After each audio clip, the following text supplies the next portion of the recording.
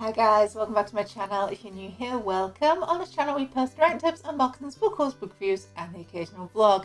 And today I have another book review for you, and we are continuing with my Discworld journey with Wintersmith by Terry Pratchett. I want to say this is number 35. Who knows if I'm right?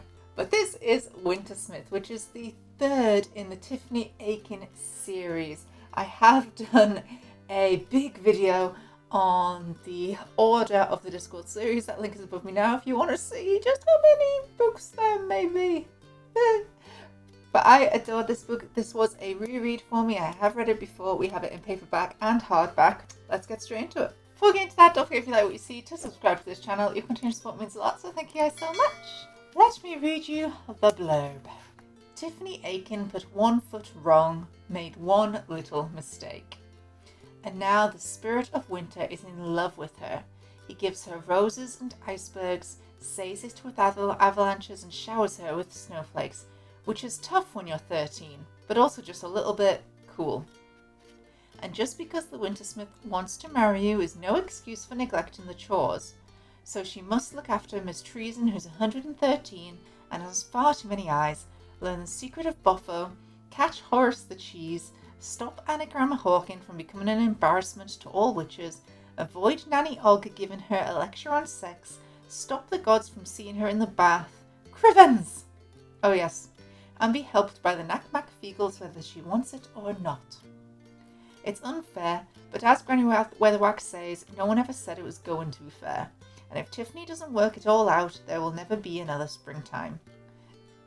A glorious and exuberant fantasy tale, crackling with energy and humour, Wintersmith is the third tale in a sequence about Tiffany Aching and the Wee Free Men. Those are the Wee Free Men on the front there, and on the back we have a snowman, because there's the Wintersmith, and it says brilliantly funny dialogue, high peaks of imagination. That's from the Times. And we also have a little bit on the Wee Free Men and Half Full of Sky, which are the other two Tiffany Aching books that you would have read so far.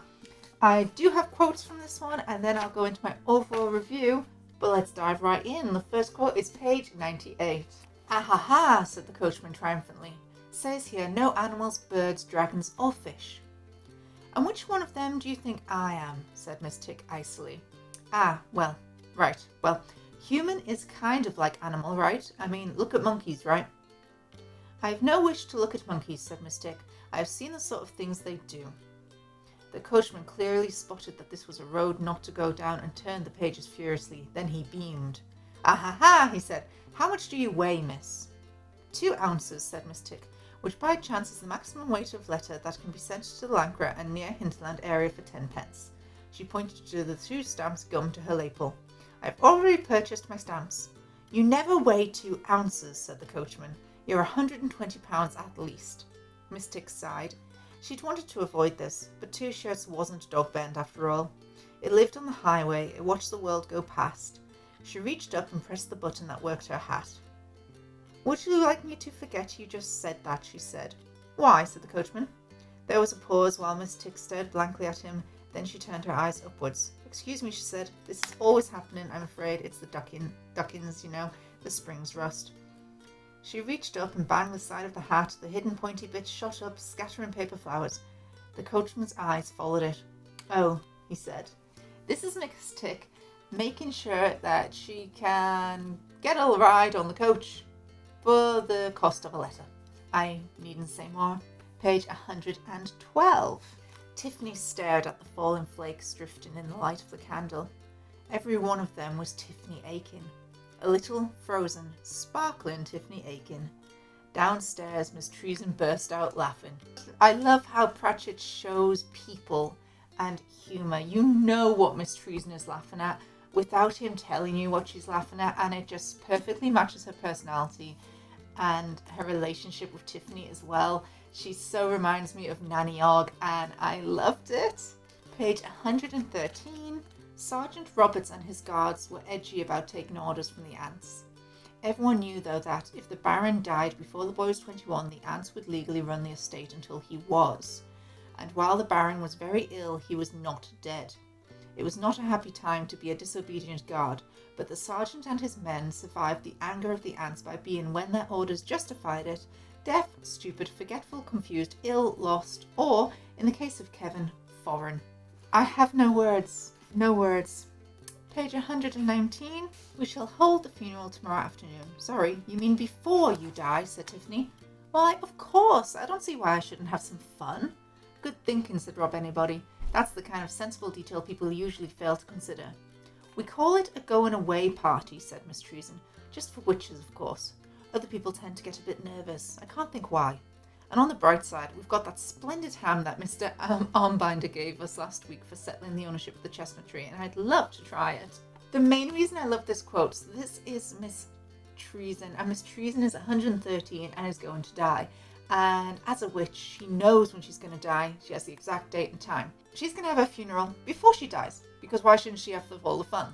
And I really adored it, because this is exactly what Pratchett did as well when he found out that he was dying. He had his own funeral, because why not attend your own funeral? Everyone has to be nice to you. It's a good time. I like how he was obviously already planning that in Wintersmith, that that's what he was going to do as well. And it does make sense. Page 181. The Feagles didn't know the meaning of the word fear. Sometimes Tiffany wished they'd read a dictionary. They fought like tigers, they fought like demons, they fought like giants. What they didn't do was fight like something with more than a spoonful of brain. They attacked the Wintersmith with swords, heads and feet, and the fact that everything went through him as if he was a shadow didn't seem to bother them. If a Feagle aimed a boot at a misty leg and ended up kicking himself in his own head, then it had been a good result. Oh, the Feagles! Page 207. Tiffany had looked up strumpet in the unexpurgated dictionary and found it meant a woman who is no better than she should be, and a lady of easy virtue. This, she decided, after some working out, meant that Mrs. Gaither Ogg, known as Nanny, was a very respectable person. She found virtue easy for one thing, and if she was no better than she should be, then she was just as good as she ought to be. I really love how this is Pratchett taking something that women are often called and turning it completely on its head, and I really do appreciate him for that. Page 254. Assistant Postmaster Grout did not believe in doctors. They made you ill, he thought. So he put sulphur in his socks every morning, and he was proud to say that he had never had a day's illness in his life. This may have been because not many people cared to come very close to him because of the smell. Something did come close, though. A gale roared into his post office when he was opening the door one morning and blew his socks clean off. And no one heard the Wintersmith say, sulphur enough to make a man. I like this nod back to going postal, which after Wintersmith we return to Moist Fun Lipvig, so it's almost like a little hint of what's to come. My last 3 quotes now, we're nearly done. This is one of Pratchett's younger reader books, so I don't have as many deep quotes, but you know that this book is full of meaning. So page 331. On the chilly river, just above the thundering Lancre Falls, a tree trunk was moored. Granny Weatherwax and Nanny Ogg stood on a huge, water-worn stone in the middle of the torrent and watched it. The log was covered in Feagles. They all looked cheerful. Admittedly, certain death awaited them, but it did not involve, and this is important, having to spell anything. You know, no man has ever gone over these falls and lived to tell the tale, said Nanny.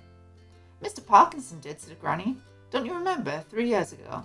Ah, yes, he lived, certainly, but he was left with a very bad stutter, said Nanny Ogg.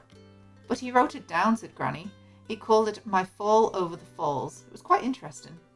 No one actually told a tale, said Nanny. That is my point. Aye, weel. We're as light as we feathers, said Big Yan, and the wind blowing through the kilt keeps a man well aloft, you ken. I'm sure that's a sight to see, said Nanny Ogg. Oh, no one wants to look up a Feagle's kilt. Page 361. There's not a lot of laughs in the underworld. This one used to be called Limbo, you ken, because the door was very low. Looks like it's gone way downhill since we was last here, me raised voice. And a big hand, lads, to young wee Dangerous Spike, who was for the first time. There was a ragged cheer, and wee Dangerous Spike waved his sword. This is the Feagles in Limbo, and they are, of course, still just having a good time. And my final quote is page 398. Rob had been challenged. For years he'd thought himself to be a hero, and then the Hags had said he wasn't no really.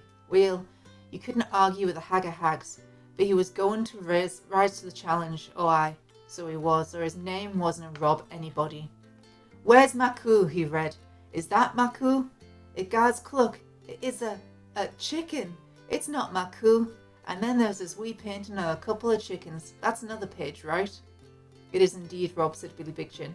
There was a cheer from the assembled Feagles as Rob ran around the book waving his hands in the air. And this one is a lot harder than Abka, right? He said when he'd done the circuit. That one was easy and a very predictable plot. Whoever written that book didn't stretch himself, in my opinion. You mean the ABC, said Billy Big Chin. Aye, Rob Anybody jumped up and down and punched the air a few times. Got something a wee bit tougher. McGonagall looked at the stack of battered books the Feagles had in various ways collected. Something I can get my teeth into, Rob added. A big book. Well, this one's called Principles of Modern Accountancy, said Billy doubtfully. And is that a big heroic book to read, said Rob, running on the spot. Aye, probably, but... Rob Anybody held up a hand for silence and looked across at Jeanie, who had a crowd of little Feagles surround her. She was smiling at him and his sons, was staring at their father in silent astonishment. One day, Rob thought, they'll be able to walk up to even the longest words and give them a good kicking. Not even commas and those tricksy semicolons will stop them. He had to be a hero.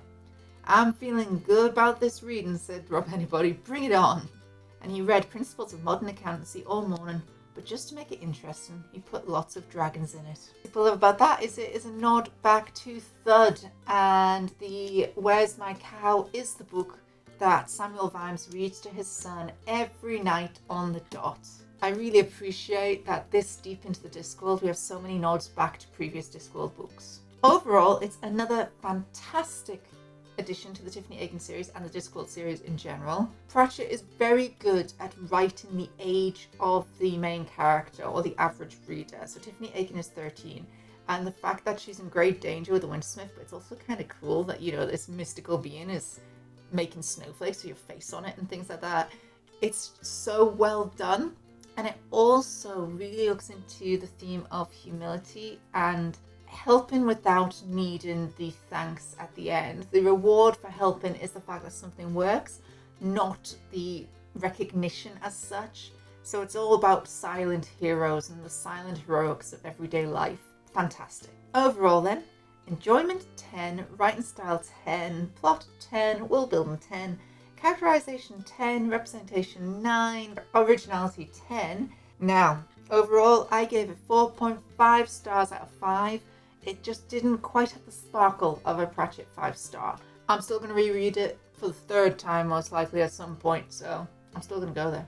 A random story linked to this as well is, so Tiffany dances the Dark Morris, which is why the Wintersmith comes for her. And apparently at a Pratchett sign-in, without saying anything, some Morris dancers came in and silently danced the Dark Morris and then left. And Pratchett says it was one of the most amazing and also terrifying things he has ever seen in his life. Pratchett fans are the next level. And that's it. Thank you guys so much for watching. I hope you enjoyed this video. If you like what you see, don't forget to subscribe to this channel. If you like to see as soon as I upload, click that little bell down below. You can also follow me on Instagram, Facebook and Tumblr. I post my bookish pictures as well as my writing tips and unboxings on there. And thanks for watching, guys.